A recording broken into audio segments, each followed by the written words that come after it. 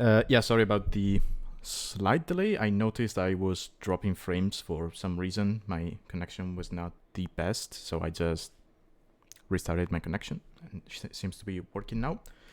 Hopefully it will stay that way, and we do not get any issues later on. And I'm dropping frames again. Yeah, my connection doesn't seem to be that stable, and I don't really know why. I'm sorry, let me restart again. Real quick.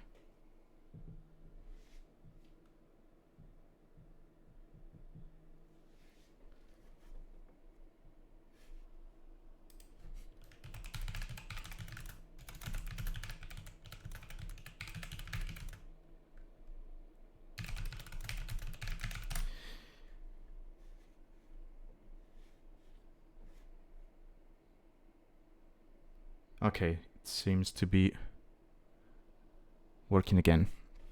All right, sorry. So today we have two sets. Let's jump straight into them. And here, no, not this one. So the first one is going to be between xRavyn and McDuck, also known as Loredek.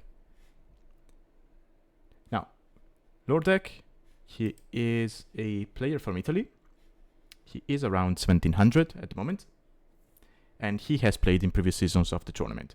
I think he's been with us for about 3 seasons now, something like that.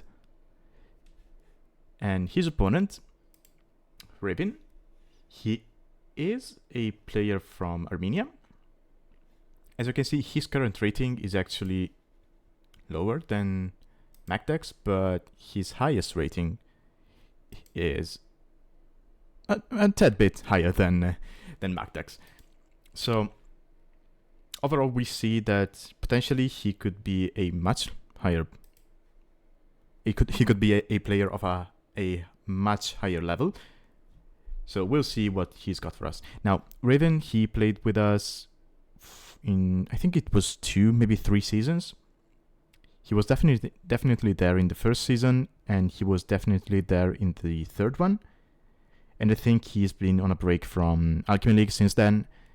I actually played him in round 1 and told him I was actually happy to see him back because I think he's an entertaining player to watch and to play against. And he basically said that now he has the time. So I guess, real life just gets in the way sometimes. Now, let's jump into the draft. So game 1 is going to be on Team Glaciers, which tells us that this was played in round 2. Whereas game 2 is going to be on Paradise Island. And I'm happy to see that because I haven't casted a single game on that map yet. And I'm curious to see how these two players will approach it. Especially McDuck, because, well, we're from the same clan, so I know the guy. And I've seen and played against him in the tournament in previous seasons. And I think he does very well on hybrid maps, especially with the way he kind of sets up his eco when you have to transition from a purely water food income to a land food income as well. So I'm curious to see how he will approach that. Now, as for civs, we have the usual 5 random bands. In this case, we have Italians, Portuguese, Bohemians, Slavs, and Gorjaras. xRavyn went on to ban Bengalis and Japanese. Both are good saves on water. So I'm guessing he was thinking about Paradise Island. And McDuck, he banned Persians and Georgians. Again, Persians, great save on hybrid maps, and Georgians are a pretty strong save overall. So yeah, both bans from both players make sense. Now, xRavyn, he was left with Byzantines, Lithuanians, and Mongols after getting his Chinese pick sniped. Now, this is a very strong draft, especially Lithuanians on Paradise Island with the relics in the middle could be very snowbally. So we'll see. And McDeck, also known as Loredek, on the other hand, he got his Burbus pick sniped and was left with Dravidians, Malians, and Goths. Now I see Team Glaciers in the pool, and I see Raven banned Berbers. Now Tech, who is in chat, hi Tech, by the way. Sorry, I didn't say anything earlier, but with the whole frame dropping thing, I was a little bit mentally jumbled. Now, I remember when Tech casted my game, when I played my game against Raven on Team Glaciers, I went Berbers. So I'm wondering whether Raven saw Berbers and thought, oh, okay, they're from the same clan, so maybe he wants them on that, so I'm going to ban them. We haven't really talked about strategies for the game, for the tournament. So yeah, I don't know where McDeck wanted to use them. They're actually a good, very, very good overall, safe overall. So we'll see. We'll see. And yeah, I'm surprised as well that Raven got Mongols this late into the draft. I mean, not just Mongols, Lithuanians as well, right? So yeah, I think Loredek is going to be fighting an uphill battle. Now, that said, let's just jump into the game and see what they have in store for us. Okay. So, we have Gods from Loredek, also known as McDeck, in the red, and we have Mongols for Raven. So Raven going straight away into his last pick, and Mongols can be a very strong civ to play on this map because you have not one, not two, not three. Where's the fourth? I know you have 4 boars, so okay, there's the fourth. Okay, yes, you have 4 boars. And you have 2 patches of deer. Now the patches of deers can vary in numbers. So sometimes you have a patch which is 7 deers, maybe 6. In this case, yes, it was a 6 deer patch, and you have another one here in the back. So Mongols, yeah, they can be pretty scary on this map. Gods, on the other hand, they do have a hunt bonus themselves, right? Well, Mongols, for those who don't know, they just eat that meat from huntables faster. Gods, on the other hand, they have their huntables which last longer. So out of these 340 food, they'll actually get a little bit more. Not exactly the 20% from 340 because you have to factor in the decay of the meat. But still, it's going to be nice. And you have 4 of them. So in the end, they will get more food than the Mongols, but they will get it at the same rate as anyone else. So Mongols can better use that as a power spike.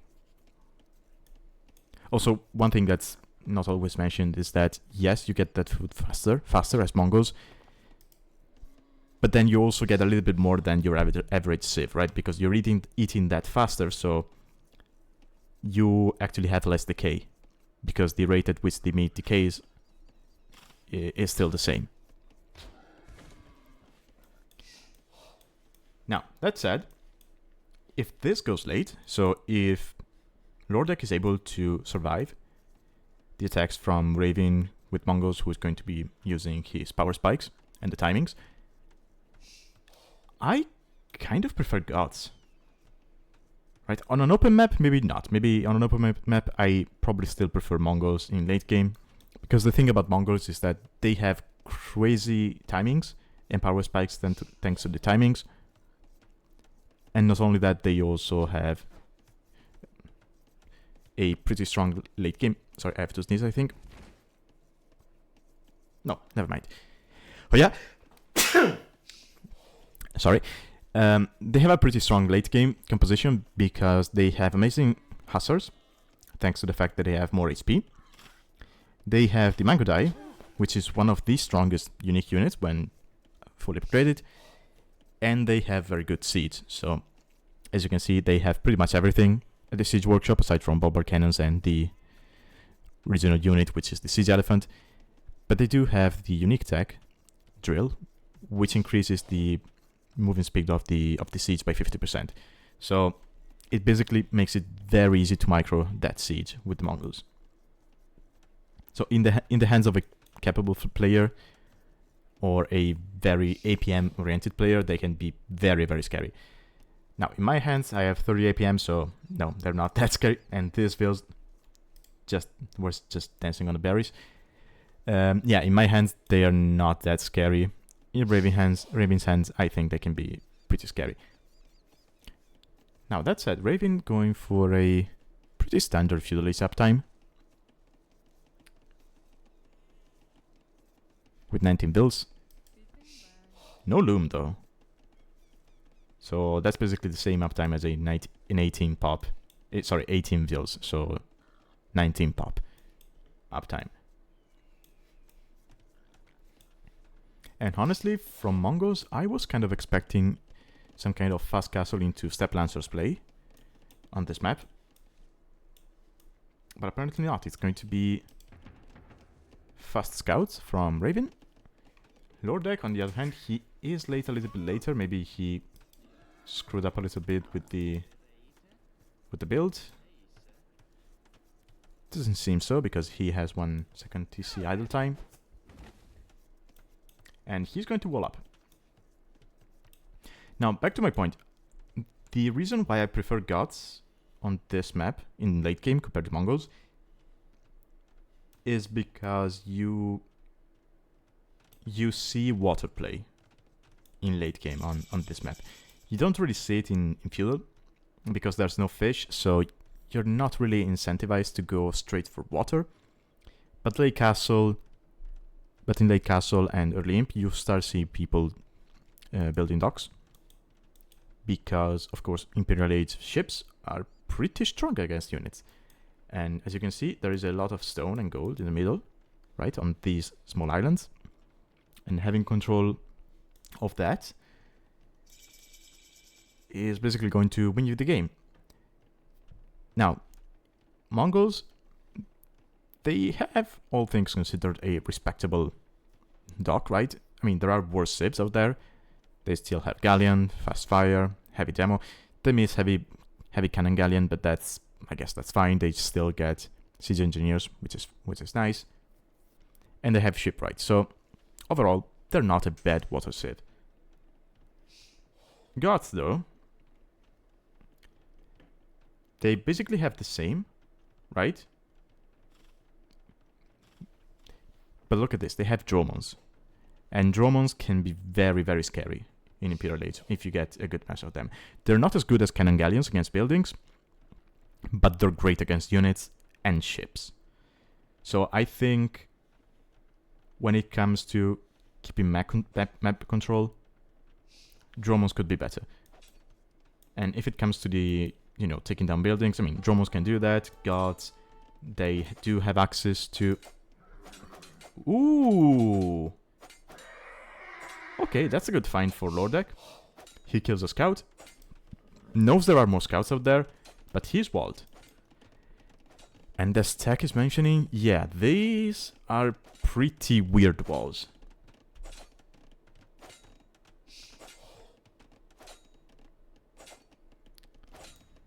Now, one thing I will say is that it is hard to wall on this map because you kind of try to use those woodlands to naturally wall around your base. The only problem is, as you can see, the golds, and especially the stone, they tend to spawn on the outside of those woodlands. So incorporating those in your walls or having them protected, it's always a little bit awkward, right? I mean, look at Raven's base. If the gold was here, then sure, you can wall like that, and you're fine. But that's where the gold spawns. So it is a bit awkward, and actually that's a good thing, I think, for the map. Because if you had your stone, let's say here, with 4 boars, then fast castle plays into unique units become way too easy. You have basically no risk. And we would always see Spanish, Koreans, Bengalis, civs like that. Whereas here, whereas with this, you see more variety. And if someone tries to go for a fast castle into unique unit, they actually have to be in danger with their villagers. So this is a good map from that point of view. And Loredek, it seems like he was trying to go for a fast castle, but he's not going to be able to pull it off. So 1 sec, there is a...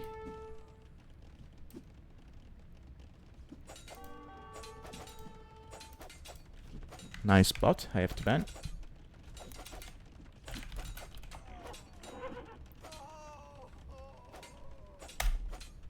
There we go. Hello Chris Jones, welcome. Welcome to the stream. Good to see you here. And yeah, Loredek is in trouble. Now, again, if he had stone safe, then sure, I wouldn't mind this position, right? You drop a castle, you have it defensively, you can start making Huskars, you can raid your opponent. But this is not the case. So gods are going to go fast castle into what exactly from this position? And xRavyn, he read the situation. As you can see, he stopped scout and skirmisher production because they cost food. He's now making archers, and he will be clicking up to castle in a bit himself. And once he gets to castle age, honestly, he already has a range. I wouldn't mind seeing a second range and going for cavalry archers here. Now you don't really see Mongols going straight for cav archers, mostly because the Steppe Lancer play in Castle Age is so strong nowadays, and if you want a mobile ranged unit with Mongols, you might as well go for the Mangodai, right? Which are just a better version of the cavalry archer. But they do have faster attacking cav archers, so that's an option, right? I would argue it's a little bit easier on your eco than going straight for Mangodai or having the Steppe Lancers. So I wouldn't mind seeing that. And xRavyn on his way to Castle Age. Now Loredek, he's going to be able to defend with Siege. Yeah, I mean, it's just scouts, skirms, and archers, so scorpions will be enough for the time being. Now, a problem for gods here is that they do not get stone walls. And we have bloodlines, a second range, and a second stable. So xRavyn, he's probably going to stay on 1 TC and go double gold composition. We might see both cav archers and Steppe Lancers. Although we see no upgrades for the cavalry, so maybe not. Maybe he'll go cav archers and scouts. Honestly, Mongols from this position can do whatever they want. Steppe Lancers would probably be the strongest option, because against gods, they do not have stone walls. So if you start going for Steppe Lancers and you drop a siege workshop forward, then you're going to have a good time against the gods. And Loredek, yeah, he's knockout. Attack is right. He's knockout and he's now taking stone. He's at 500, so just 150 more to go. He has managed to keep the units outside for the time being. If he can drop a castle in his base before the Steppe Lancers come, he might be in a good position, and that's where the castle is going to be. Ooh. I hope he doesn't delete the walls right now.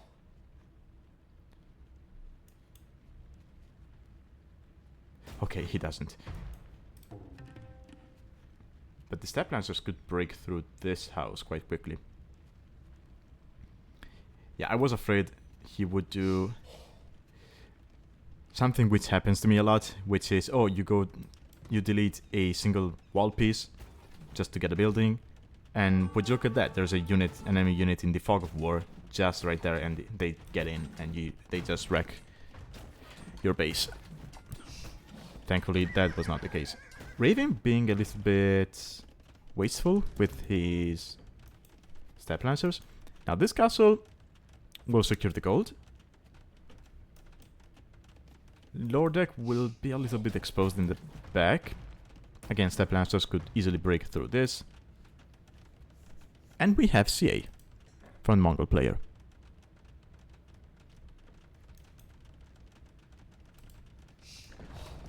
Now Loredek, with these sneak wheels, he could be maybe a little bit cheeky and drop the second TC here.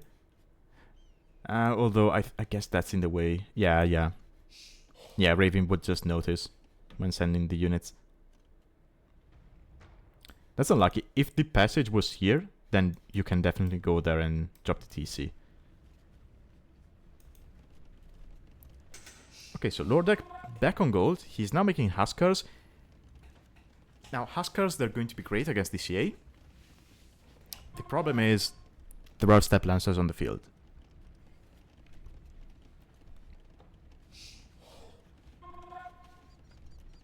And as gods, your only answer to the Step Lancers at the moment is Pikemen, maybe Mass Knights, if you can get there. But yeah, he's going to be in trouble. The Step Lancers will eat the Huskars alive. Yeah, look at that. And no upgrades. No attack upgrades on the Step Lancers, but they should still win the fight. Yeah. Well, not when they're 4 against 2, but...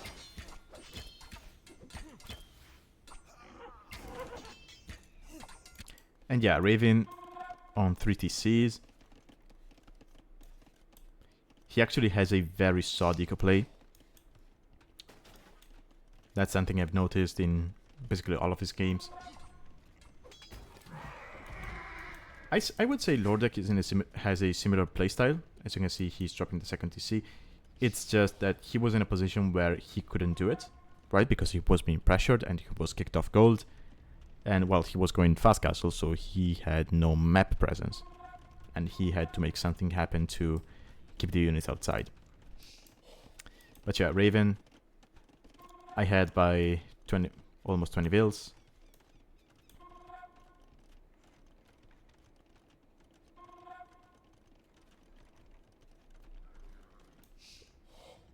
And I think... Yeah, I don't think he's going to be making too many units from this point. He'll just focus on keeping the Huskars out away from his base. Yeah, he stopped making CA because he knows that they're not going to do anything against the Huskars.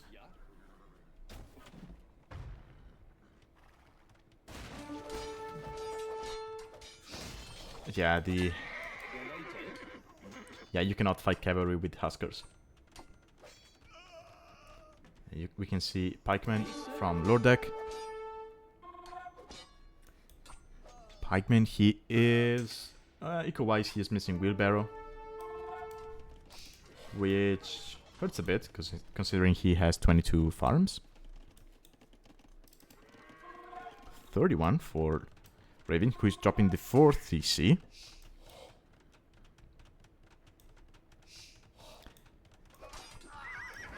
Yeah, and I guess he stopped making units also because he needed to keep the TCs producing. And now that he has a decent amount of villagers, he's going to have enough farmers to keep the TCs going and make units. Yeah,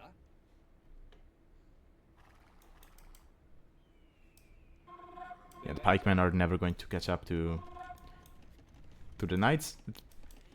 Loredek open in the back. He should be house walling this. xRavyn. He was thinking about walling himself. He still is open over there, which could be scary if some Huskars get in his base. This he might get denied by a single spear. I hope not. But here it is. Ooh, he walled in time. Okay, didn't see the 2 chopped trees over there.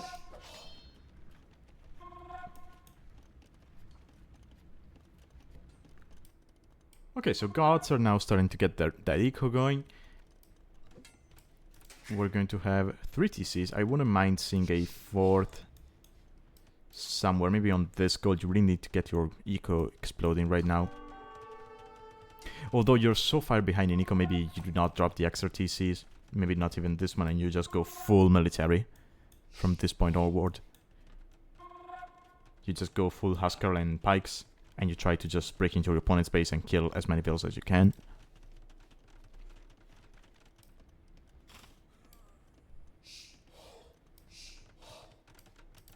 Okay, we have a castle from xRavyn, so Mangodai are going to be an option. And let's see how he reacts to this. Okay, stone walls. Stone walls are actually a great choice when you're facing infantry, especially Huskars. Against infantry, you do not want to fall into that false sense of security where you're like, oh, I have buildings to protect myself. No, no, no, no. Infantry takes down buildings pretty fast, especially gods, because they get extra attack against buildings on their infantry as they progress throughout the ages. And xRavyn is coming back with the cavalry to take care of this. But now the military difference is pretty big. And these knights were weak to begin with. So Loredek will find some kills. But he's not going to get through. Now he would have to send maybe a single vill to build a siege workshop here. Make a siege tower to get into that base, or make a siege tower from home and send it forward. But yeah, I think he kind of missed the timing now. And we have Imperial from xRavyn.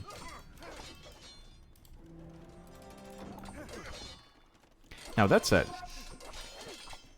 with this amount of pikes and how easy it is for gods to spam them, what is xRavyn going to opt for in Imperial? Because you cannot really exactly go Mangodai. Right? I mean, Huskars,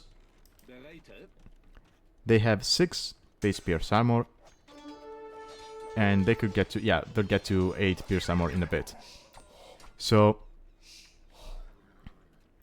Mangodais have 4 base attack, meaning that when fully upgraded, I mean elite Mangodai, sorry, they have 4 base attack, meaning that when fully upgraded they will deal 4 damage to these Huskars. But then again, you would need fully upgrade the Mangodais, right? So Bracer, Chemistry, and Elite.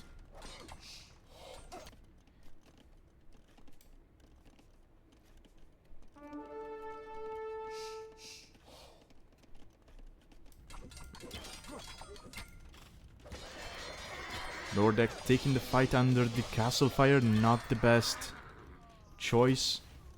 I know you have Huskars, but half your military is pikes, so they will die to the castles, and the pikes are actually the ones taking down the knights. But yeah, I mean, what do I know? This is the power of gods. You just spam units, and you do not care. So he takes down the military, which is good because he's going to be behind when it comes to technology, so at least he will not have to worry about, oh, my opponent already has an army when he gets to imp. No, no, no, xRavyn gets to imp with 0 military. Well, now he has a single Mangodai because he just made it. So the power spikes we were talking about earlier, xRavyn is not going to be able to make use of them. And Loredek, he is getting closer to Imperial, and I think, yeah, I think he's thinking about, oh, let's just idle TCs and go up, idle production and go up. I'm not sure I like that, because what that does it gives xRavyn time to set up his army composition in such a way that he's going to be able to kill the god player. Okay, now we have multiple barracks. And now, yeah, you just go back to spamming units. Your main advantage as gods is you can field a lot of units. So you should never be in a position where you're like, oh, I have no units on the field.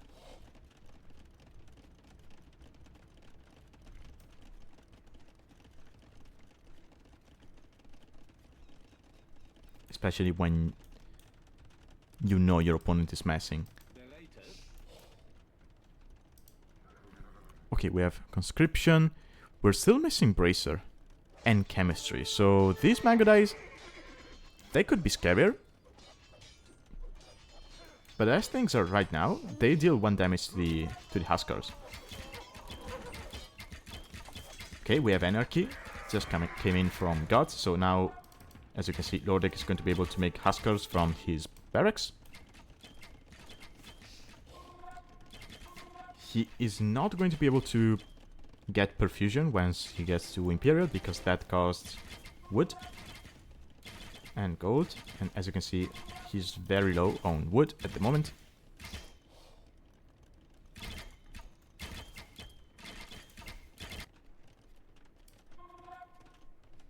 Okay, one up. Also, we had nomads from Mongols. So now, even if he loses houses, he will not lose population space. So if he wanted to, he could just, you know, select all of these houses, delete them, and just stonewall everywhere. Okay, now Gods are in Imperial. He takes the fight. Yes, that's a good moment to take the fight. Not underneath the castle. Does Loredek know about the castle? He doesn't. He will now, so we might see a couple of traps being made.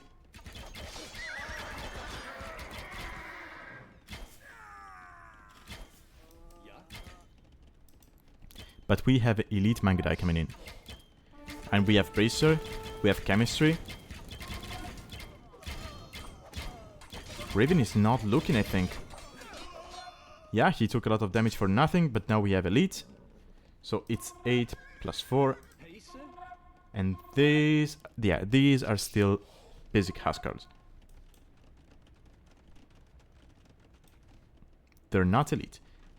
If they were Elite, they would have 8 base Pierce Armor, plus 2 with Tech. Gods do not get the last armor upgrade on the infantry. So if these can get to Elite, Mangodai will deal 2 damage.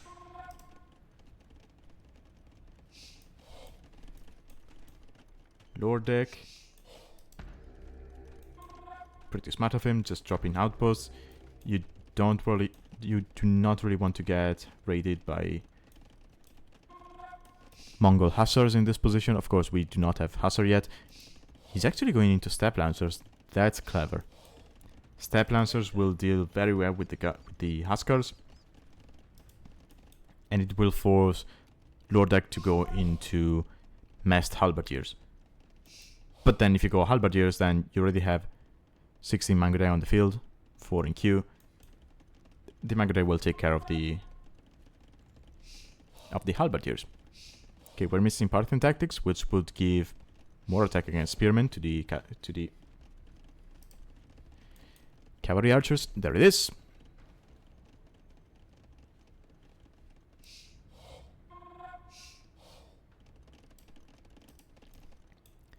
And Raven, he is using this moment of quiet to just take map control, right? He's got these 2 castles here. He could drop a 3rd one here. And from there, he could very easily use the superior mobility of the Mongols to his advantage and just get into Loredek's base and raid him to death. Loredek, still open here. I mean, he's got a castle. Sure. But there's a hole there. And these are still... Oh, there's Perfusion for Loredek. So now barracks will be working way faster. Yeah, these are Mongol Light Cav. So they have tons of HP. 98 HP on these guys.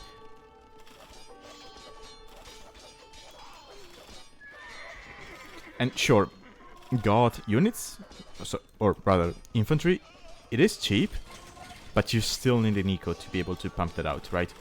Because yes, it's cheap, but it also dies quite quickly. So you need a constant production of it. And this is how you kill Gods. You just raid the Rico. because eventually they're going to be running out of resources and gas. And if gods run out of gas, then they're not that scary. As you can see, almost 100 army on the field for Loredek. He's going to be able to kill these traps. He might even be able to clean these Mango Dice, but then he'll have nothing to push with.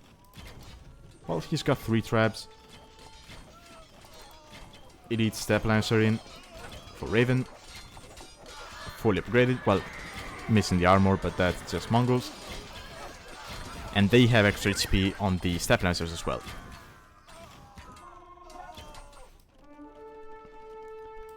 Loredek down to 95 vills. Not a single one in... Well, now he's got one in the queue. And that's the issue when you lose villagers with gods, right? You need that constant stream of units, but you also need that food to go back to make vills.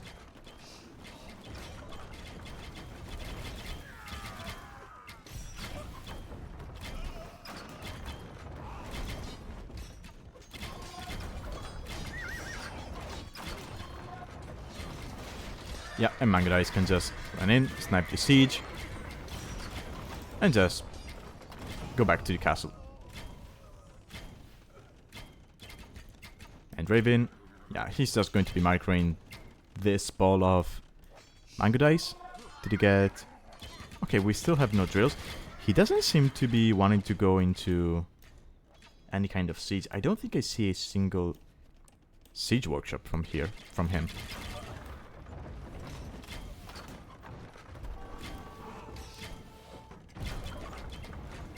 Yeah, I don't think that's on his mind at the moment.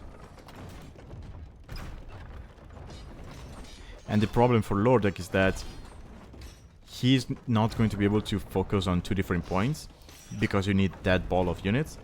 So the moment you switch to this side, then Raven could just, you know, run into your base with hussars from here. The moment you switch there, he can just run from here.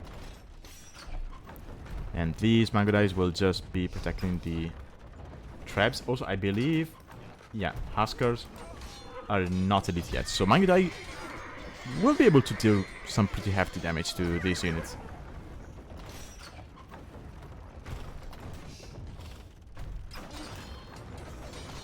Ooh, Raven wasteful with these 2 traps, but I mean, he's got rest for days.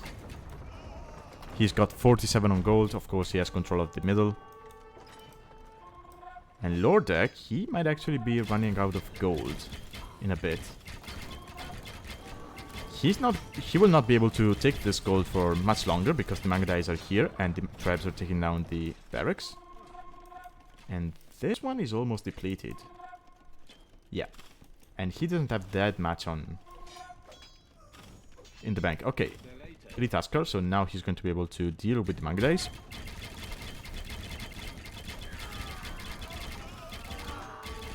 Yeah, now you can take the fight with the Mango Dice.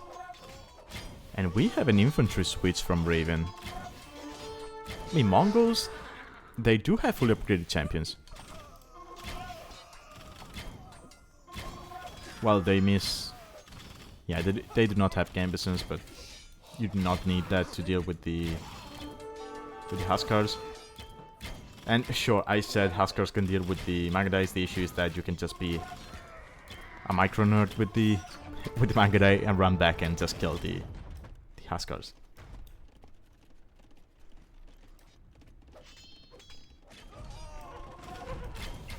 Another castle, okay. So very strong positioning here for Raven. I wouldn't mind... Just to be safe, I wouldn't mind seeing a couple of stone walls here, here, and here, just to make sure that you decide what the fight is and where you have to keep your attention at.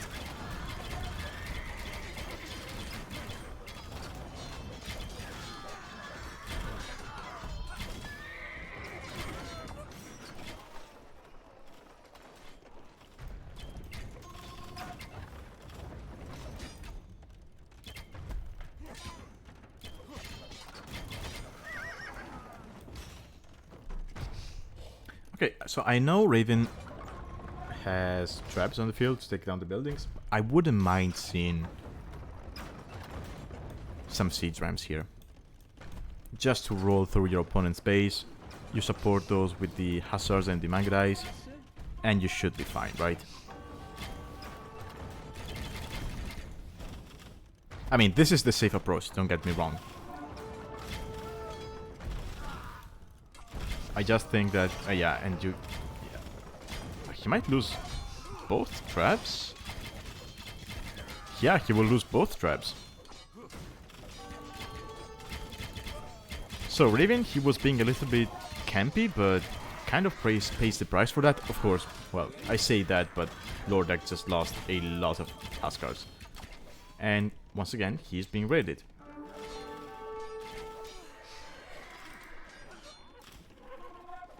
$118 HP on the Hussars. Now, I might be mistaken, but I believe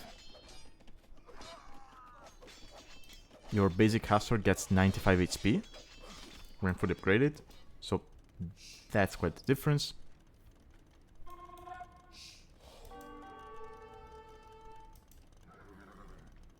And now we have a switch to Militia line. Honestly, I know I said Siege Rams, but if you can get to champion with Arson, and you just flood your opponent's base from this side, they basically work out as...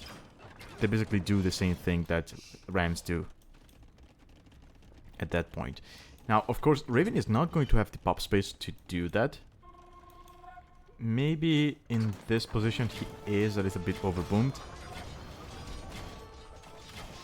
He could maybe delete like 20 vills if he wanted to.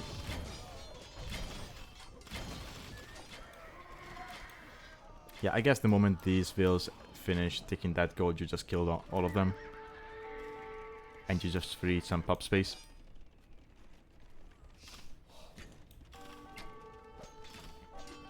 I mean, not just for the champions, it's just you would have 20 more Hussars to raid with.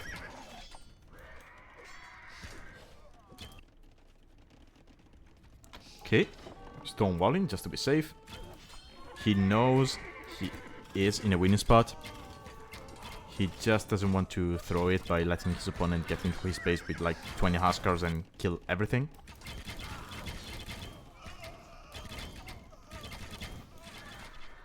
So xRavyn being very patient, very careful about the way he approaches this. We might see champion upgrades. Maybe it is queued. Yeah, there it is. It is queued behind that swordsman. So we will be seeing Mongol champions, which is not something you see every day.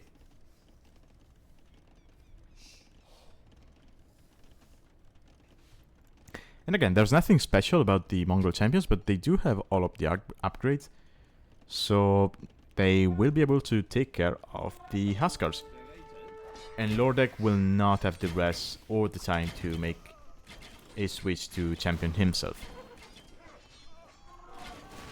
Or to hand cannons, which are basically the only two ways gods can deal with mass champions. Loredek, yeah, this gold is depleted.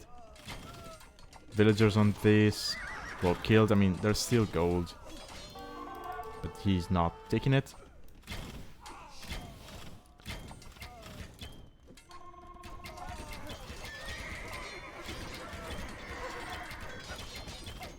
Yeah, and there's the GG. So xRavyn takes game 1.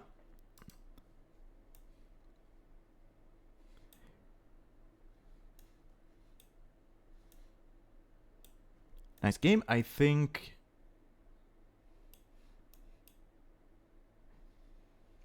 maybe the idea to go fast castle in this from this position was not the winning one. I can understand that MacDeck wanted to go straight to fast castle on this map, but the moment you see how your resources are spread out, so you see the gold is forward, you see that your woodlines are not really going to be protecting that, I think you just make a change of plans and you play feudal, and you take it from there. But yeah, it's not easy to, you know, jump into a game with a specific plan in mind and change it midway through, so I can understand that. Gods, they can be tricky to play. There are situations where you want to invest heavily into Castle Age, right? For example, when he killed the army from Raven, when Raven hit Imp, I think in that situation it would have been a better call for McDeck to just go full infantry spam, develop Yuriko behind, and then naturally get to Imp instead of, stopping production to get resources, because then Raven has no army, and so you can just roll into his base with a bunch of Huskars and kill as many vills as possible, and then suddenly Imperial gives you nothing because you have literally nothing to produce with. Now, that said, I say that because I see everything, and I know Raven had no army at that point. Magda didn't know that, right? He just knew he killed, 12 Mangudais here on the hill. He probably thought, oh, well, I killed the Mangudais, but there might be knights looming around. So yeah, I see Imp. Let's just go to Imp. Which, to be fair, is also the kind of natural response you have with any other Civ. You see your opponent get to Imp, and you think, okay, I need to get there as well. Gods are one of the few Civs where you do not really have to do that. Poles would be another one, with how cheap the knights can be. Maybe Burgundians because you get Cavalier. But yeah.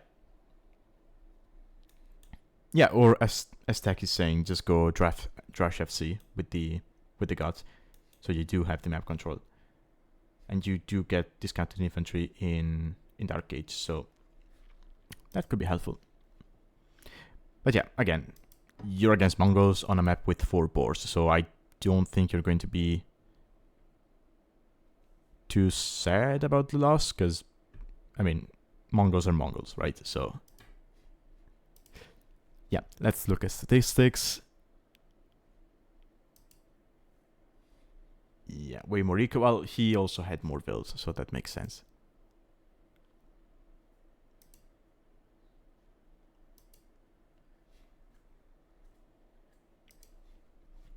Okay, let me load up the second game real quick, which is going to be on Paradise Island.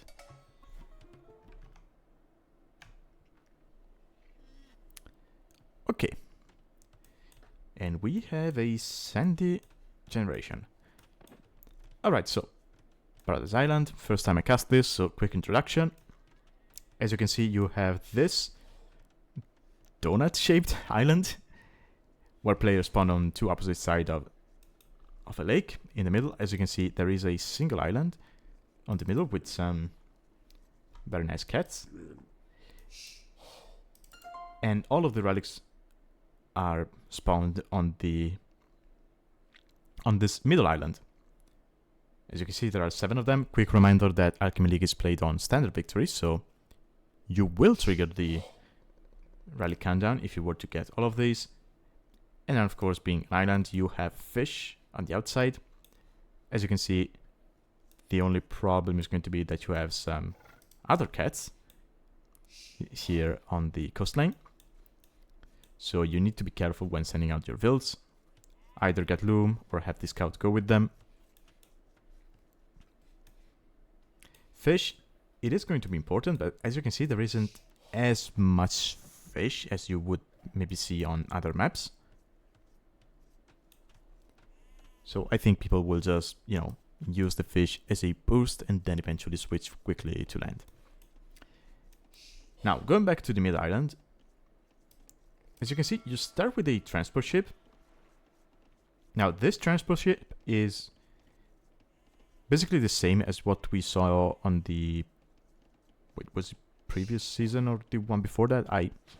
No, it was the 5th season, yeah, season 5, where it was space-themed. We had this map, Neptune, where you had this transport ship, which could carry 232 units. This transport ship also regenerates. So even if it gets damaged, it heals itself. And if you actually kill it, it just respawns. So it is an immortal transport ship, basically. Which is important because, yes, there's water here, but you cannot dock this. So this is your only way to get to the middle island. Now, speaking of the middle island and all of the relics, xRavyn, despite having Lithuanians, which are crazy good if they can get to 4 relics, he is playing Byzantines here in the Teal. And he's going for dock. Villager. Ooh, Villager might go down to another lion. He's going to be looking for the swordfish. This vill is 1 hit away to dying. 1 hit away from dying, sorry. He got lucky because he was fighting from uphill against that lion. And yeah, xRavyn knows that, and he's just going to be like, okay, I'm just going to drop the dock here and maybe send the vill back. Yeah, Loredek playing as xRavyn, by the way. Very good save on water maps. He got loam before going to build that dock.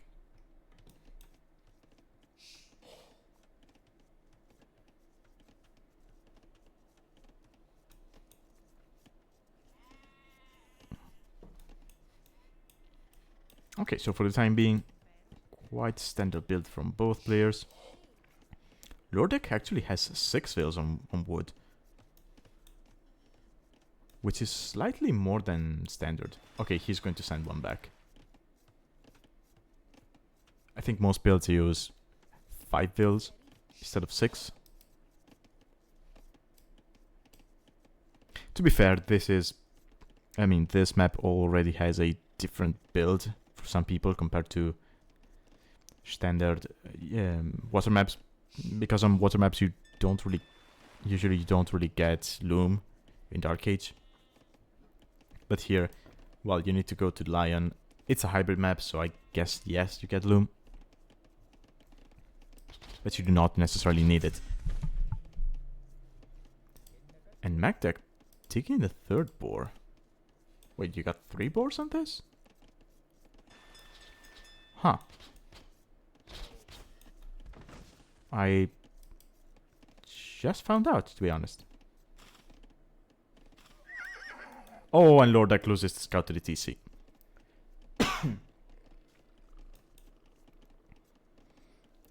That sucks. Okay, feudal from both players. xRavyn is going to be faster, because he went up with 20 bills instead of 22. He does have more idle TC time though. Now, being Byzantines, I'm guessing he's going to go for fires.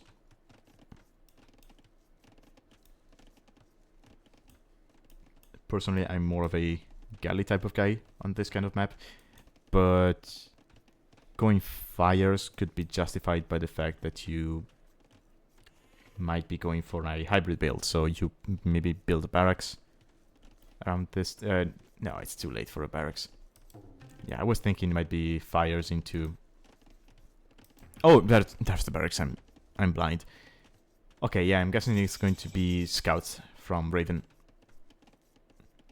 judging by the fact that he was not on gold. Yeah, he's going to use...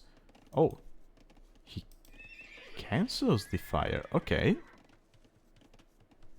So he's going to not fight water for the time being, and he's going straight into scouts. Now, Loredek, he doesn't have the scout, so he will not know about the stable, but he will know about the barracks. So he might expect some kind of land pressure from his opponent. Yeah, he knows.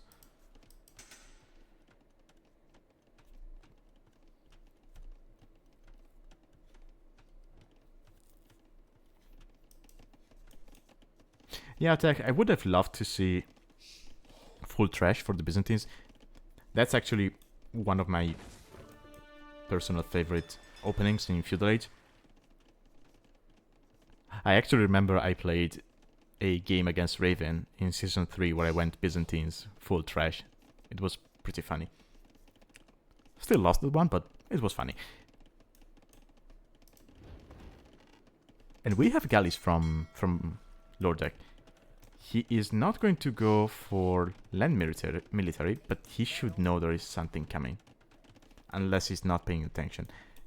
He moved the ship, so he should know about the barracks and eventually the units. Let's see.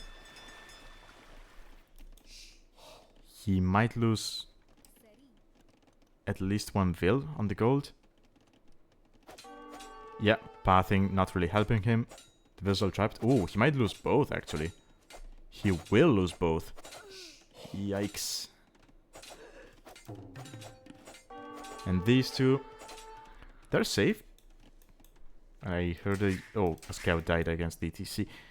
Yeah, these two are safe, but they cannot drop off the gold. He would have to lead this palisade and make it here instead. This spearman blocking the house, so he's going to take another vil. This might be a quick one. Loredek loses 3 vils, might be a 4th. It is a 4th.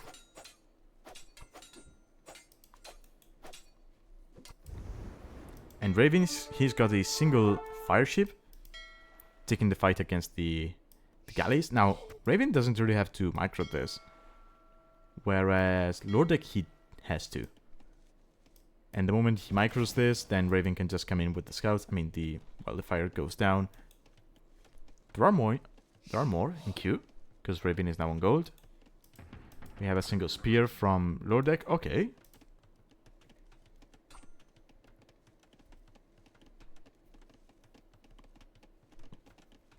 Okay, spearmen should be enough to keep the scouts at bay. The issue is, it is very easy for Byzantines to just drop a range here and go for their cheaper skirmishers to take care of the spearmen. Or, I mean, he's in gold, so he could even go on archers. Byzantines, they do like crossbow play. Now, they're actually pretty good with archer play. They do not have any direct bonuses to the crossbows, but their Imperial Age costs less, so they can easily make use of that power spike that Arbalester is. Similar to how Malay or Italians can do that. Well, Italians, they also have a direct bonus for the archer line. And we have Castle Age from Raven.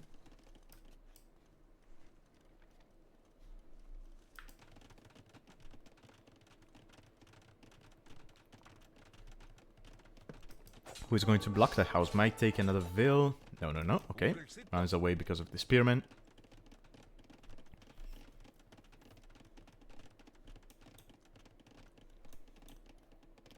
And Loredek is actually up to Castle Age himself. Okay. Did he use the market? Because he built it? No, he didn't use the market.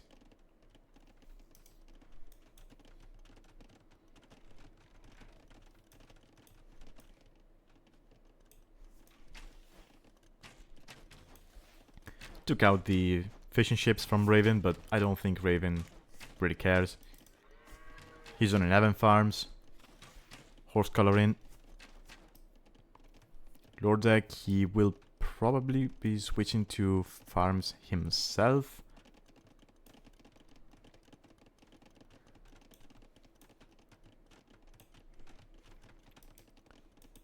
Okay, no, he's just going to go around and drop docks. I like that.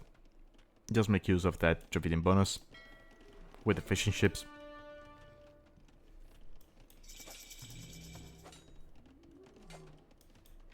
And, I mean, sure, Raven is going to be on crossbows.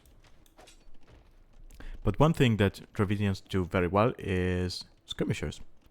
They have faster attacking skirmishers and elephant archers, which makes it very easy to micro with those. But Loredek, he is going archers instead.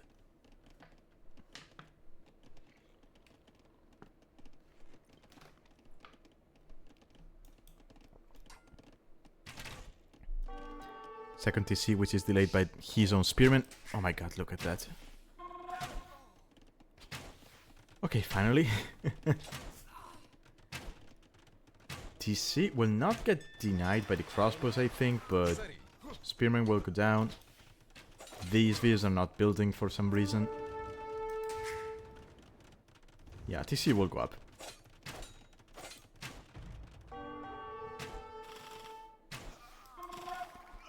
Okay, crossbow dies. These views will get sniped, I believe. Yeah. Very good unit control from Raven. Targeting two different builds with two different units. And we have Elephant Archer from Loredek. Okay. An immediate skirmisher switch from the Byzantine player.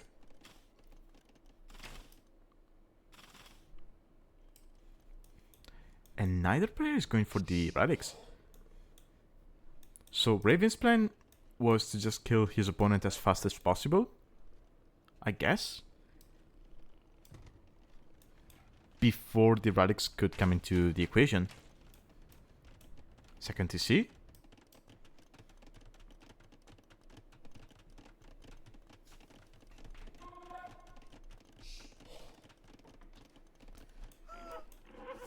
I mean, he might actually consider it now, right? Just drop a monastery and go for them.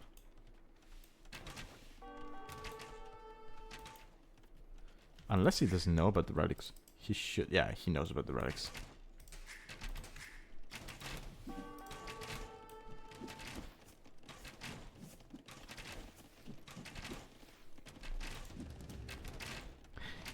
I mean, Loredek as Dravidians shouldn't have that many issues dealing with the skirmishers. I know a lot of people say that, well, Dravidians die to skirmishers. Personally, I disagree. I mean, you have amazing skirmishers yourself, right? Your skirmishers are just better than others. And you have cheaper siege. Yeah, in the long run, your siege is nothing to...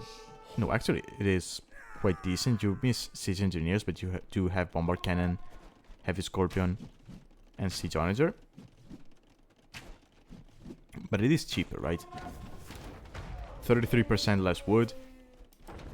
It is pretty nice if you want to make some siege while booming behind, because it's not going to have a huge impact on your eco or delay it too much.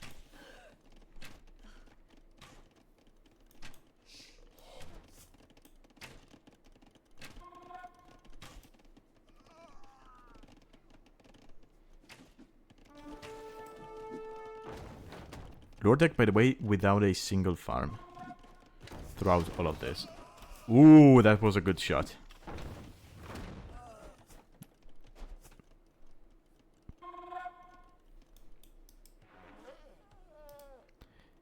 Now the issue with Loredek is that his food eco is not the greatest.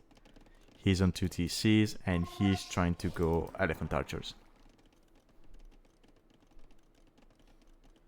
And as you can see, yeah, almost double the idle TC time than his opponents.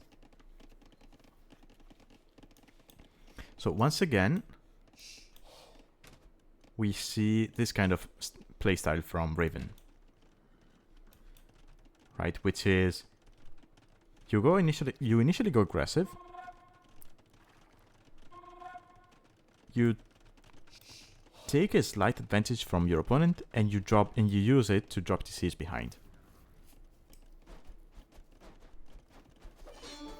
Knights will be sniping the siege.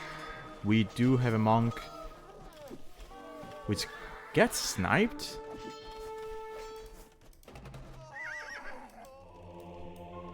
Ooh, look at this. Loredek is taking the relics. Okay, we might see a relic countdown. He's got 2 monks in here. No monastery from Raven. So he will not be going for relics anytime soon. And there's only 3 left on the island.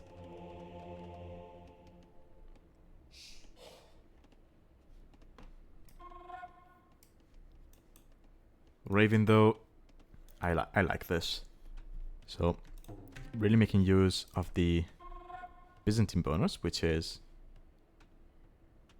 free town patrol and town watch. So he's going to have a lot of extra vision on these houses, and he's just going to drop some all over the map to get map vision and, well, get pop space at the same time. 30C from Loredek.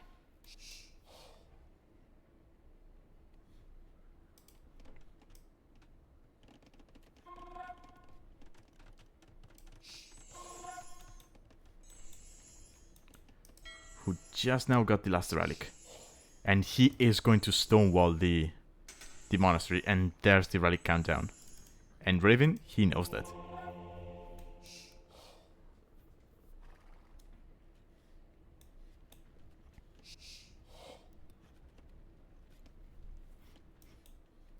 Alright, so now Loredek will have to try and stay in the game. For 190 years. He needs to refresh his stocks. Ooh, he tried to make one here, but there was a single fire from xRavyn. No, wait, he's going now. Okay. He is going now. He might go back with the galleys to take care of that lion. I guess he patrolled or attack moved, and the galleys are now attacking the houses. He will now know about the fire. This fire could kill a lot of fishing ships, though. Okay, there's a single galley coming, which should be enough to take care of that fire, if he's careful with micro. A castle on this monastery, which is nice. But xRavyn is getting closer and closer to Imperial. He's going to... Wait, can you build on this?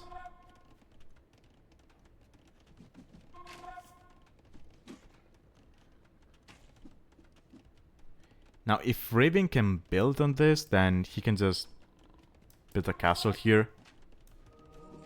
Click up to imp and use traps to take down the opponent's castle and monastery. Okay, no, he's just going for a castle here on the front line.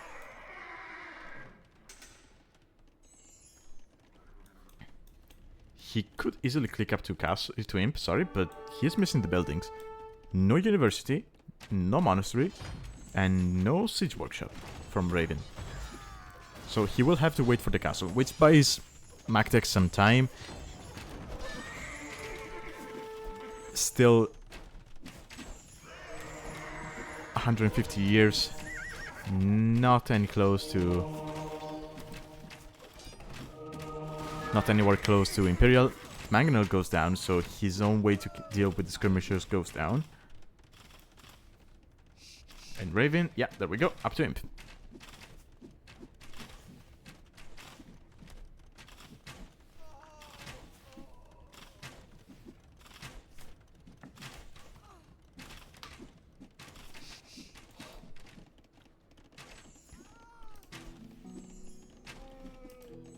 University, maybe he wants to get masonry. Would be nice for the monastery and the castle. xRavyn will not even need to take down the castle to destroy the monastery. He can just make a couple of tribes, put them in the transport ship, go here, unload them, and they can take down the monastery from here. And I think they will not even be ranged by the mangonels from the shoreline.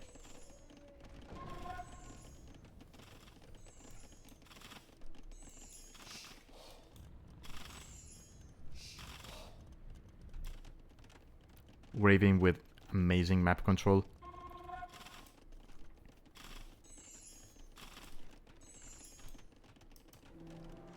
Another castle here from Loredek.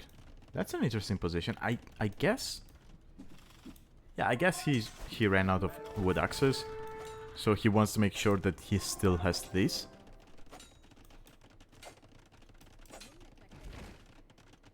Villager will go down to that lion. Oh. Okay, no. So he realizes this one is weak. Let's send some healthy ones. And let's see how he reacts to Imperial Age from Raven.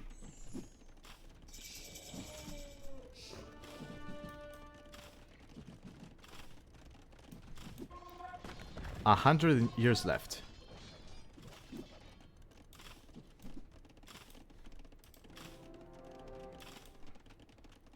Another castle here from Raven.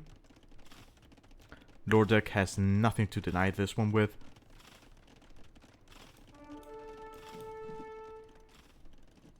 And we already have the first trap coming out from Raven, who is going to have gold. Never mind, he's got this. I was looking at the number of miners. I mean, that's the only gold left on the map, I think. Oh wait, no, there's this one, which is within the range of Raven's castle, so Loredek is not going to be able to take that. Loredek actually is going to have gold issues. His only source of gold income right now is the monastery. And I might be misjudging this, but I think if the trap can attack the castle from here, he might be able to range the monastery from there, which is right outside of the range of Magdek's castle.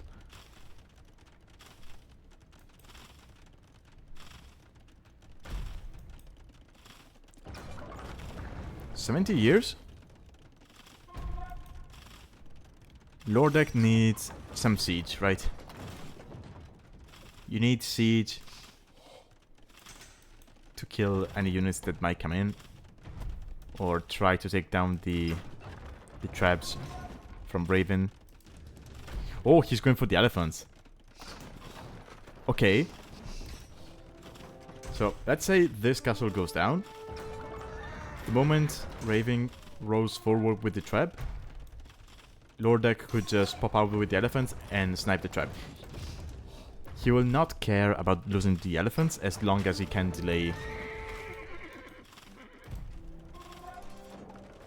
the trap push. We have another trap here from Raven, which could have taken the monastery if it wasn't for these walls. Maybe it could sit here and take down the monastery. And Loredek just stonewalling everything. Just keep it safe. 50 years.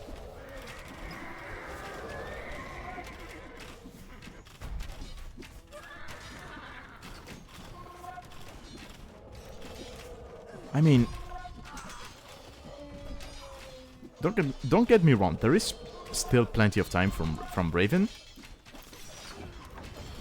but he's not making that much progress with the castle. The elephants pop out. I'm not sure why. I think this is too early. They will go down to the light cap. They could take down this one. Oh yeah, they're going to attack from uphill. Yeah, they will take down one. They might take the second. These tribes are taking down this castle.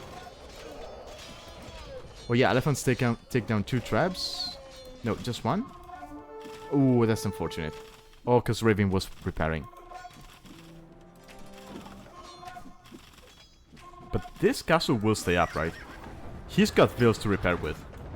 And he's sending more. But I think... Okay, so yeah, this trap can range the monastery. Oh, there was a hole. No.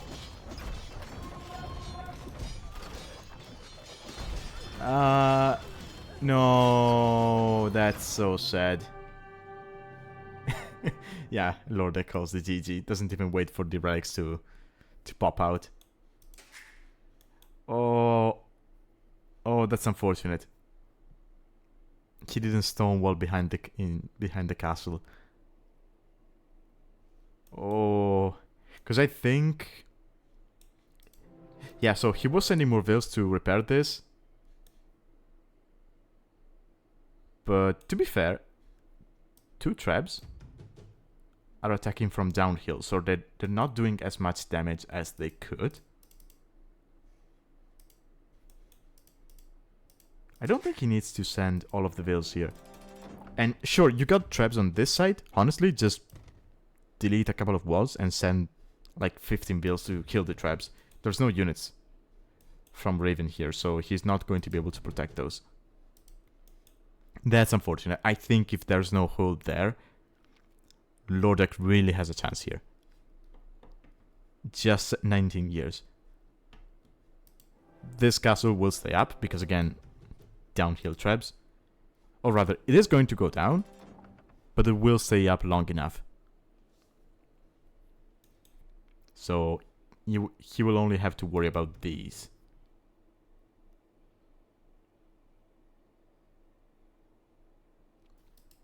Oh, that's unfortunate. So Raven takes the set to 0 with a pretty strong show, I believe. I think overall Loredek's strats were a little bit weird. Especially game 1, I think here it was just a matter of he focused 100% on water and didn't really address the issue of land pressure from his opponent. Game 1, it was just a weird build with the gods.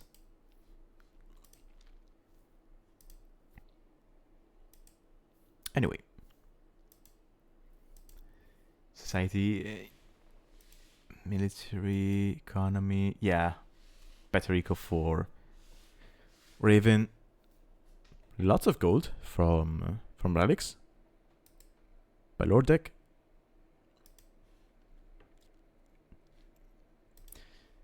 But yeah, a shame.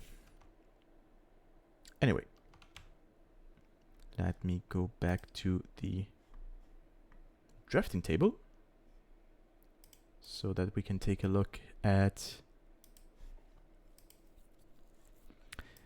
the second set we have for today. Okay, so our second set is going to be Oladushek against, well, he used the name Mr. Dios here, but yeah, let's just introduce him. His opponent is going to be MrOso8VC. I do not know how to properly pronounce all of that, so I'm just going to call him Oso. He is a newcomer to the league, unless I'm mistaken. He is a 2K3 player from Mexico. So, pretty high level guy we have on our hands. And as I said, he is going to be playing Oladushek, who is lower in Elo. As you can see, currently sitting at a 1900 with a highest of 2K. Now, Oladushek is going to have the Elo disadvantage, but he has been playing with us since Season 1. So he is a veteran of this tournament. So despite the Elo difference, I believe we do have a chance.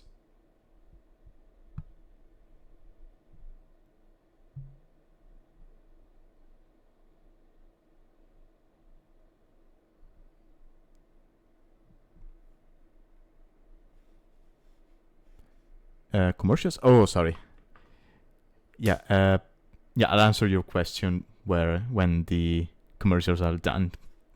Otherwise, you will just not hear it. So let me know when you're done with that, and I'll answer the question. Although people in chat have already answered for me. So back to the draft.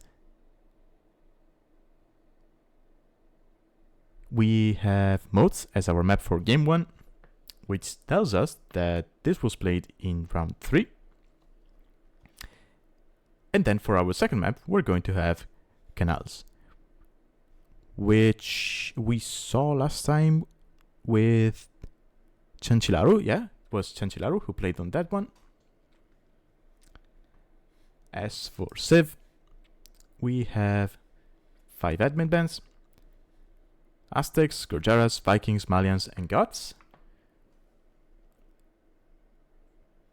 And then MrOso, he banned Byzantines and Malay, sniped Japanese, and Oladushek banned Mongols and Dravidians, and sniped Persians. That leaves MrOso with Berbers, Spanish, and Khmer, and Oladushek is left with Armenians, Celts, and Italians. And boy, do I like to see this kind of draft from Oladushek, especially the Celts. I hope we get crazy games. That's what you normally expect from Oladushek, which, by the way, is in chat. Welcome, Oladushek. Good to see you here. So, without further ado, let me load up the games, and we can just jump into them.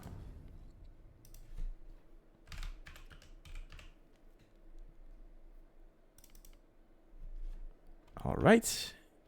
And here you go.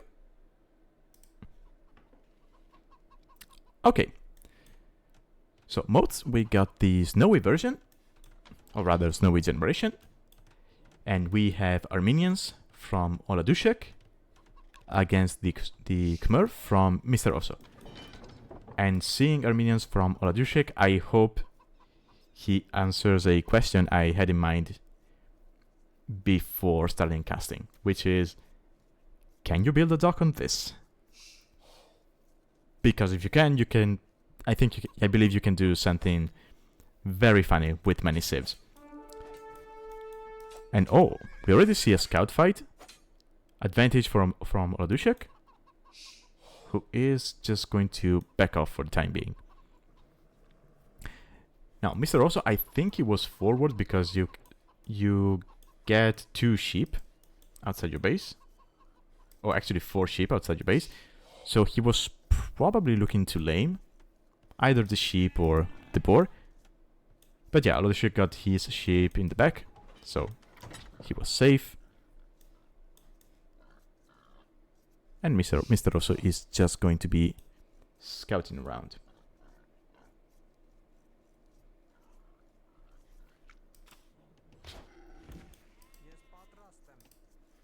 So back to my point, I wonder if you can just dock here. I could just test it in the map editor, but I forgot to. I mean, it could be funny with some civs, although you cannot sail through the bridges, or rather underneath the bridges. So if you make a dock here, you're kind of stuck in this section. So yeah, it would be funny, but I doubt it would be overpowered.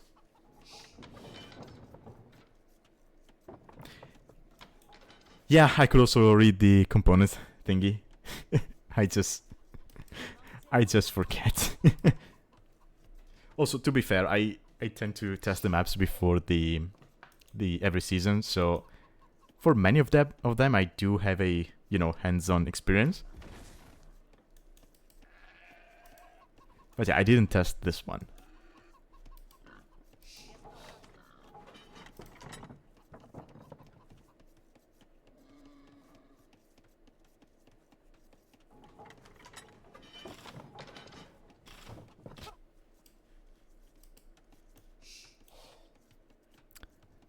Okay, so pretty standard builds overall. We do see Loom from MrOso. I believe he was housed.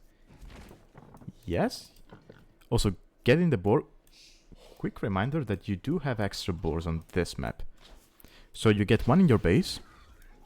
You get one on one of your bridges. And then you have extra ones on the outside. So as you can see, there's an extra one over here. I believe I saw an extra one over here for Oladushek. Yeah, there's one over there, but there's a wood line, which is going to make it a little bit awkward.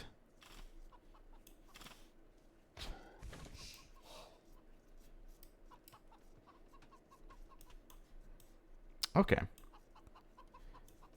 Okay, you can also push some deers. It can be a little bit annoying because you have to keep the gate open. And you have to get the deer on the bridge, and we all know that deers are pretty annoying sometimes with the way they hug resources or buildings. But I mean, both these players are quite high level, so I expect them to not have too many issues with that. Oladushek is not going for the deer, but to be fair, he's Armenians, so getting the chickens is going to be quite nice. MrOso8VC will have to mill these, so maybe that's why he's opting for the deer instead, so he doesn't have to invest that 100 wood into the chickens.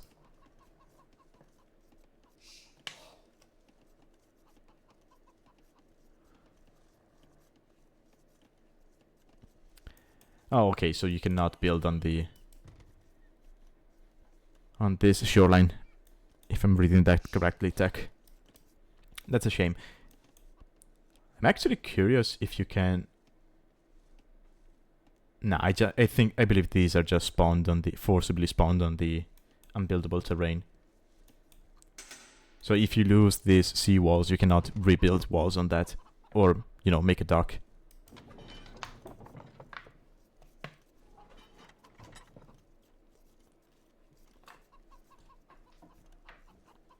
Okay, few days from both players. I guess this is too late to be a fast fiddle play. So we're going to have very nice builds from both players. Khmer not needing the second building, or rather not needing the buildings to go up, will have a good time. Should be just enough, although he has a lot of on wood. Well, not a lot on wood, he has a lot of wood saved up in his bank. Oladushek playing it safe, which I like. So, normally you see people just go for the outside wood line. Just drop a lumber camp on that. Oladushek is thinking, well, sure, there's less wood on this, but I will not have to rebuild my lumber camp. So I'm just going to take this with the mule cart. It will double as a drop-off point for my gold. And as you can see, that really helped him with the build. He's going to build the market and the blacksmith, and he's going to be able to click up as soon as those are finished.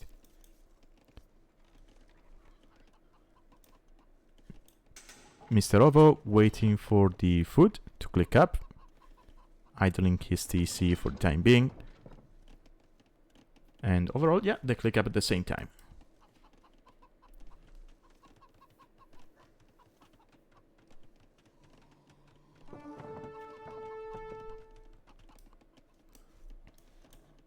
And I'm curious to see what they will be doing. Now, Armenians, you do have good monks. So, I guess a monk siege push could be viable here. You also have crazy eco when it comes to the mule cart technologies being more 40% more effective. We do have 6 on gold, which tells me that Oladushek is not just going to be booming behind this, and he's going to go for some kind of aggressive play. I mean, I see nobody on stone, no barracks. Did he get loom? And he got, he got to the outside, so it makes sense that he got loom. Okay, we see a stable from the Khmer, so he might be thinking, let's contest the map to get relics, kind of like you do on Arena.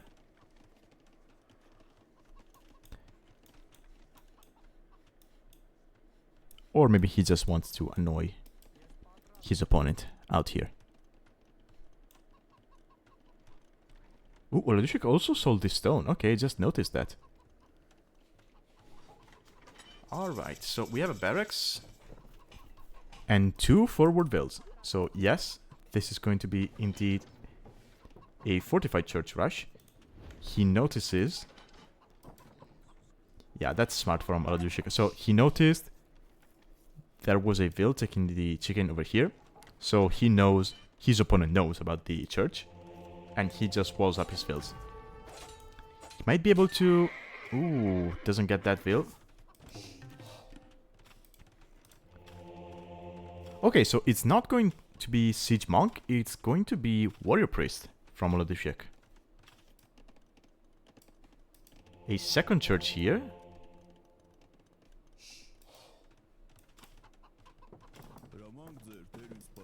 Now that Warrior Priest might be able to take one scout, two. It's probably too much.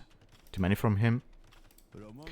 Because this unit, yes, it can attack, but he also still counts as a monk, as you can see from the armor he has. And so he will take bonus damage from light cap, or scouts in this case. Okay, Sanctity. Infantry armor upgrades. Okay, I'm liking this. And he's going to get relics in the meantime.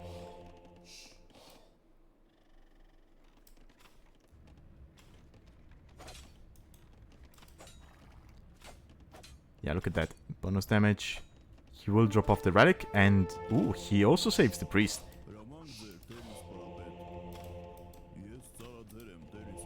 And he's going to be making more churches.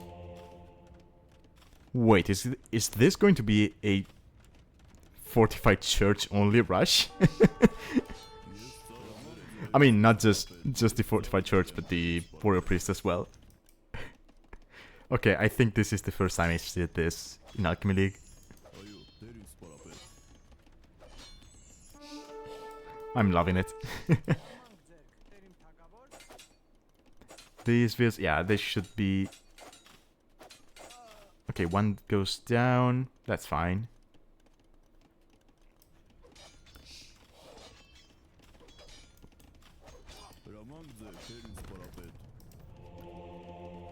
We have 7 warrior priests on the field. Okay, does Oladushek know about all of the relics? Okay, no, he's missing this one, but he's exploring with the priest. And I think he doesn't see, yeah, this one or that one. So overall, he's missing 3 relics, but he'll find them. And MrOso8VC. Wait, why did I say MrOso8VC? MrOso. He is not on monks, so he's not going for the relics. He does have a mangonel. The issue is that these guys, they can easily take mangonels. I mean, they have 95 HP. They now have 3 pierce armor. And there's going to be ramps from Oladushek. Oh yeah, MrOso is going to need light cap. Lots of them. And they heal each other. That's... I love this unit. Ooh, and he's on the wood line.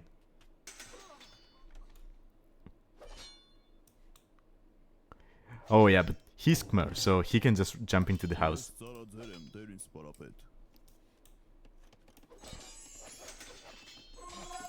Okay, do we have arson?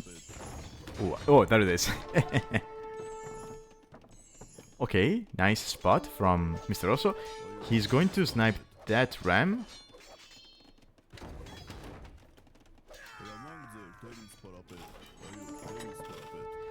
Wait, do Khmer get... Ooh, that's big. Because you need atonement to convert these guys. So monks from MrOso are not going to do anything. Well, aside from, you know, healing the light cav and eventually converting the siege.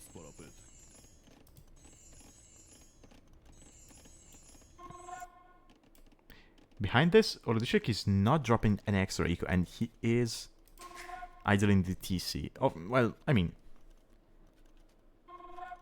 do they not show up here? They don't. Yeah, but these guys, they cost wood, food and gold. Ooh, nice mango defense there. I mean, Oladushek will deny this, but he's not going to be able to take this easy. He will need a mangonel of his own. Yeah, there it is. That's a bit risky for for MrOso. He's going to lose the mangonels to the priest.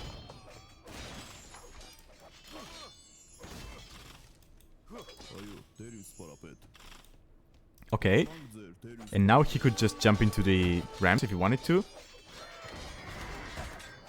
That mangonel goes down, but realistically speaking, he mostly made it to take care of the TC outside of the range of those two mangonels. So he doesn't really need it at the moment.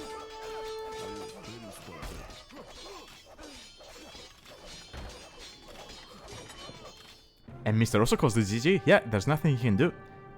I think he kind of underestimated how strong these guys are. Because he was not making enough light cav. He tried to boom behind this, but no. You cannot underestimate these guys. They're quite easy to spam. They give you, to some degree, they give you more value than the monks. Yeah, you need to go full light cav here to counter these guys.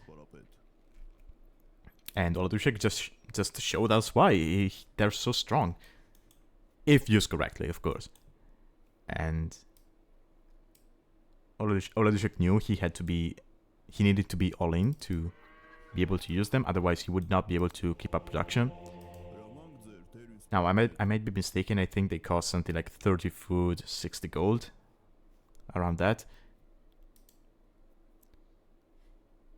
So yeah, it's not like with monks that, yeah, you can make monks and vills at the same time because they cost different resources. Here, food overlaps, so it is not as easy to have this many and keep vill production.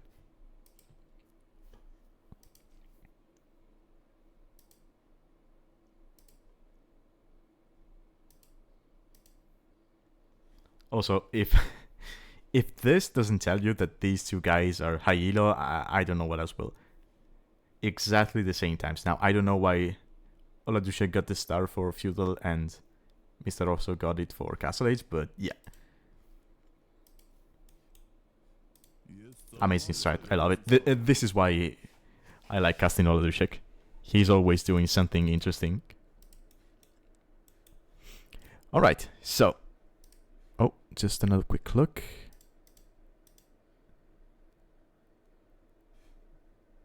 Okay. Alright, let me load up the second game. And we'll see what he has in store for us on canals.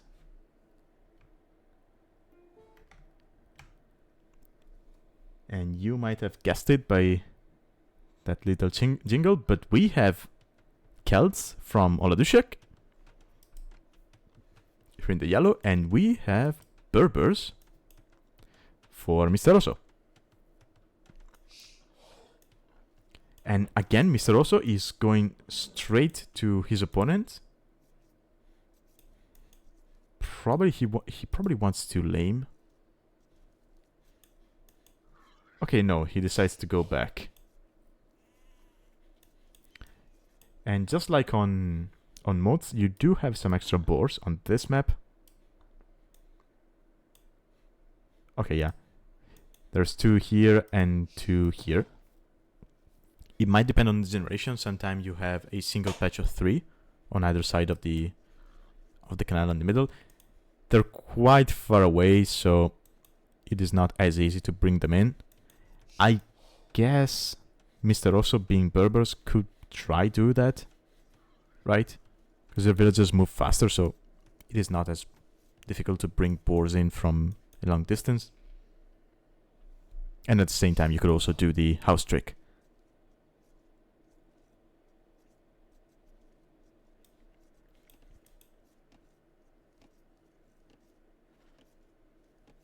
Okay, Oladushek just pushing the deer. MrOso is not pushing the deer, he's just camping his opponent's base instead. Ooh. Okay. Ooh, please, Oladushek. Trap him in. Okay, he doesn't go in. Okay. He knows he would get trapped in if he went there. Okay, he might try to lame the boar, but Okay, yeah, he knows Oladushek's scout is right there, so he's not going to try that.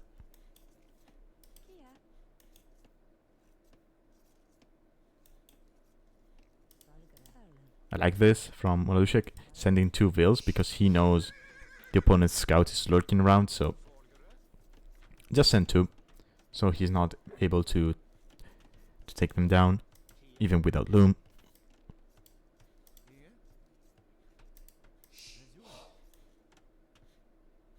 Okay, Dark House from Oladushek. He's also going to have 2 villagers working on the fish, which is pretty nice. Hi Sean. Not always. I think it depends on the person. I usually send 1, to be honest. Because you can just wall it in.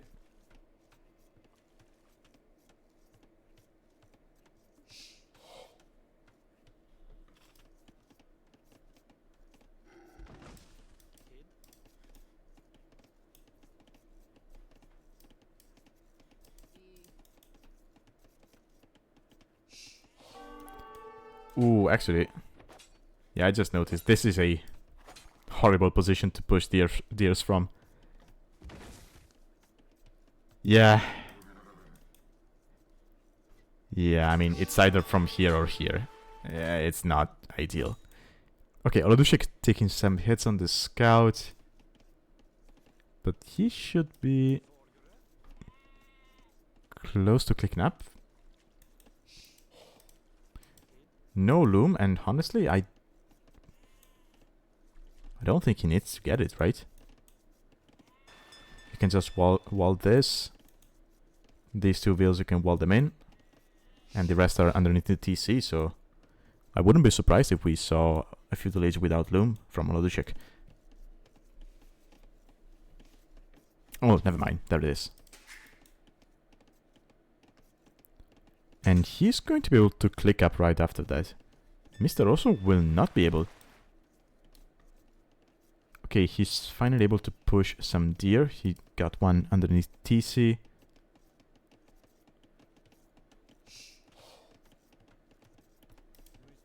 Those wheels were trying to get to the deer. Ah, the deer is going to hug the house. Okay, no. He's able to push it. Okay, alright, alright.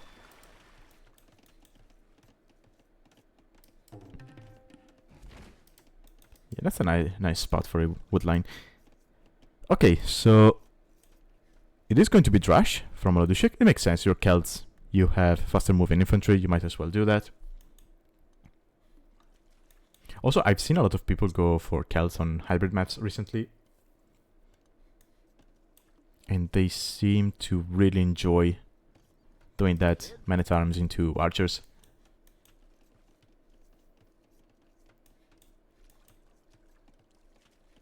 Also, nice eco here for Oladushek. He's making use of the oysters as well. Both with Vils and the fishing ships. Okay, I think this is the first time I see villagers dropping off oysters at the dock. I thought they still needed the mining camp.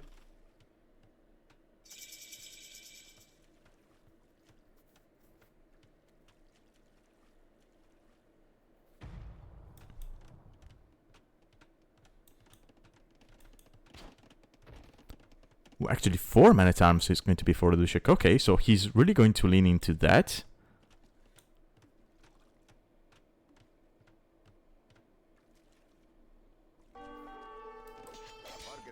Yeah, I mean, they've always been good on hybrid maps, but I think the recent buff to infantry in Dark Age really made people realize that. Because I think aside from some maps in Hidden Cup, they weren't that used. Yeah, I mean, aside from Cup and recently Evacuation, I don't think people have been using them that much. Ooh! Okay, this is a cheeky tower from Oladushek. Okay, he's not going to be able to break through that easily, although 2 Veils will not be able to out-repair this, I believe. Yep, they will not. And MrOso is going on scouts, but scouts will not take down the infantry as easily.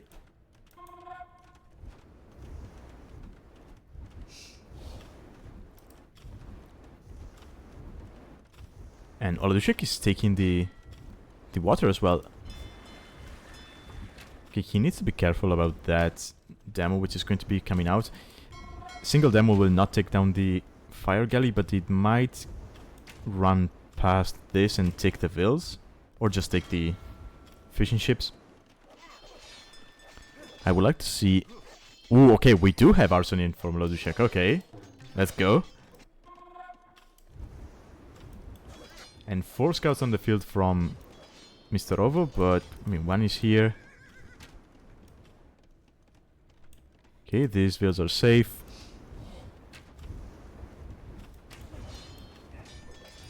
Okay, there they are. You do have these vills from Oladushek which are exposed, but honestly, he's got the barracks right there. He could just make a couple of spears and he'd be fine. And what this infantry does is, well, aside from keeping these 2 vills occupied, they don't allow MrOso to go to that gold. He would have to go to that one. Okay, he sees that.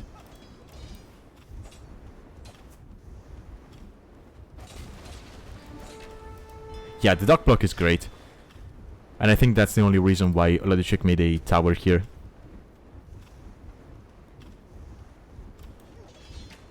Well, maybe not the only one, but he knows his opponent's second dock is here, so this is always going to be the drop-off point for the fishing ships. And so he figured, well, if I drop a tower here, then the fishing ships are going to be pointless. Well, not pointless, but they're going to slowly get taken down. Yeah, unfortunate ungarrison from MrOso there. And now, yeah, his fishing eco is going to be exposed. It is going to go down. He completely gave up on water. And Oladushek is going to break through this. MrOso trying to go in for that gold. I mean, I guess it's closer to the TC, so it's safer, but you still have to worry about these for militia.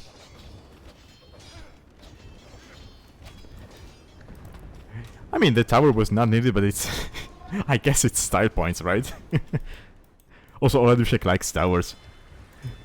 And he's got a single demo here waiting, just for the scouts. Just waiting for the scouts to try and cross that. I definitely did not die to a single demo on this map in one of my rounds. Anyway.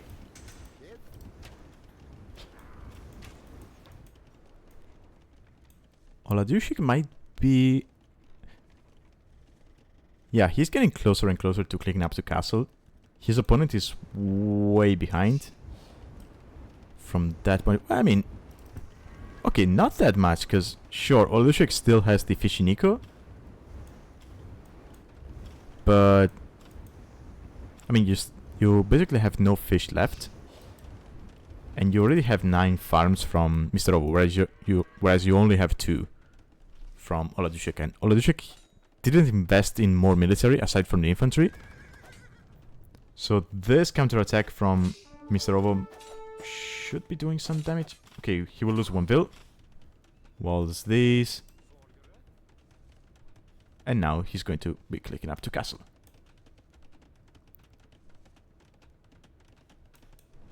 Okay, so now he needs to survive against the archers.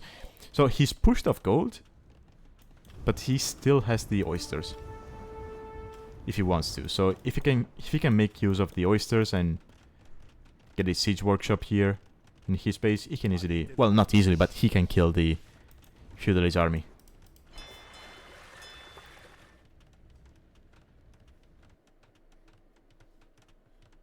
Wait, we're playing on Sunday? I thought we were doing that on Friday. Because they have 4 players for that day.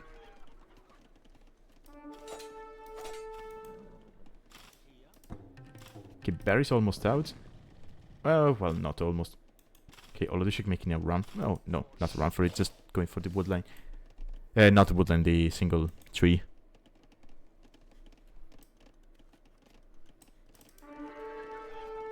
Okay, 15 farms. Okay, suddenly... I know Oladushek won the water. I know he did damage with the infantry, but... Yeah, this is Berbers. This is Berbers getting to castle. Yeah, getting bloodlines. Okay, he was missing the blacksmith. But that's fine. If he can drop a second stable before getting to castle, then he's probably... Well, not probably. He is in a great spot. Because he's going to be able to spam those knights for days. And Oladushek is now going to get into... Ooh, that was close. He's going to get into the... I would say weakest age for the Celts, which is castle, because you... Sure, you can go siege, but you do not really have mobility, you do not have good archers, you do not have good cavalry, so... You kinda have to survive, but... It is not going to be easy to survive against the Berber spam, and this tower will go down. Ooh. So that tower was a trap all along. Okay, he knows, he knows. And the Vil will go down, okay. So Oladushek in castle, what does he do?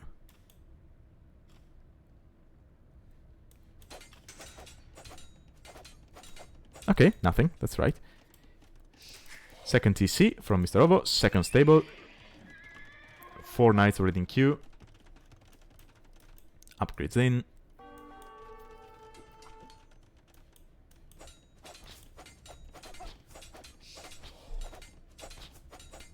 And honestly, score is lying.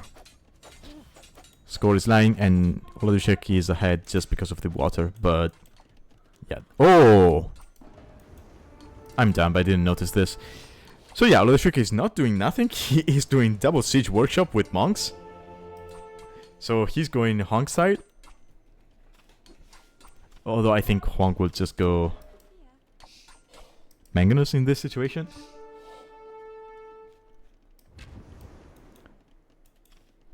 And yeah, I mean, MrOso's army is over here. Sure, he's taking down Vils, but the wood is safe for Oladushek because of the tower. He still has access to some gold because of the oysters, so he is going to be able to push here. He is on a timer, but he's going to be able to do this.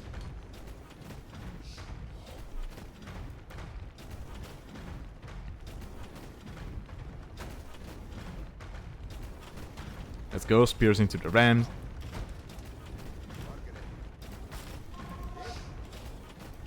Sending a build to repair the ram under TC fire, just like the AI. Let's go. Okay, the Manganon is going to be able to pop out. Oladushek knows that, so he's already moving the ram. Oh, he wanted to go for the... Okay, he might be able to do it. Yeah, take the Manganon with the ram. Oh no, okay, he's going for the TC.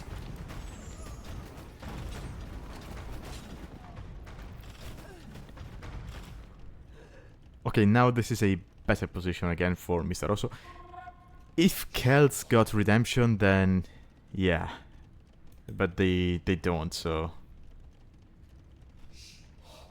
I mean, MrOso needs to be careful with the knights. He could be gifting his opponent some conversions. Okay, just one conversion, and I think this push is kinda dead. Oh, Oladushek got the... Yeah, cost the GG. Okay, so... Tight set. 1-1. It's a shame that this got cleaned, because I think it could have been a very interesting game from this point onward. Honestly,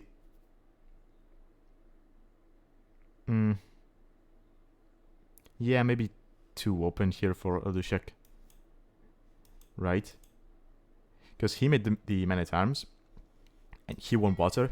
he was applying pressure, but then didn't switch to anything else on land and just focused on getting up.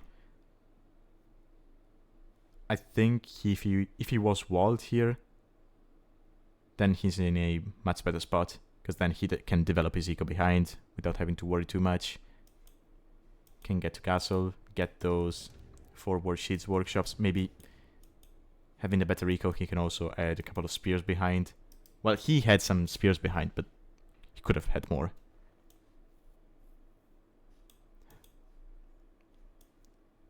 But yeah, I mean, strong opening from Oladushek. Well done to MrOso for holding against that, especially after losing the water, and bringing it back. Still, game 1 was amazing. I love the fortified church rush from Oladushek. Okay, statistics. We got similar army count. Actually more for Oladushek, but in the end it was mostly knights towards the end of the game for MrOso, so more value there. Better eco. Oh, Oladushek already got a relic, okay.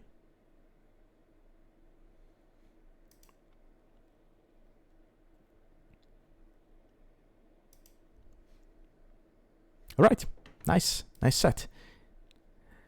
Okay, I'm going to end it there for today. Thank you anyone who joined. I hope you enjoyed the games. I will see you next time. Let's see if there's anyone to raid.